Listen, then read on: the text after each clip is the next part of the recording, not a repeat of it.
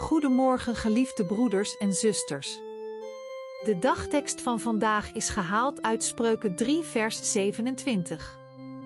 Onthoud een ander niet waarop hij recht heeft, terwijl je het hem geven kunt. En het leerwoord komt uit Jacobus 2 vers 2 tot 4.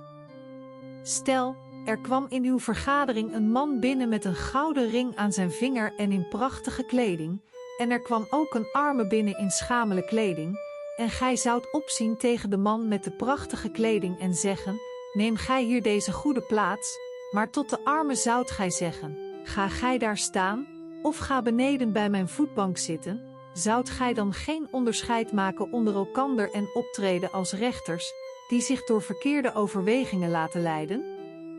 Een gezegende dag toegewenst.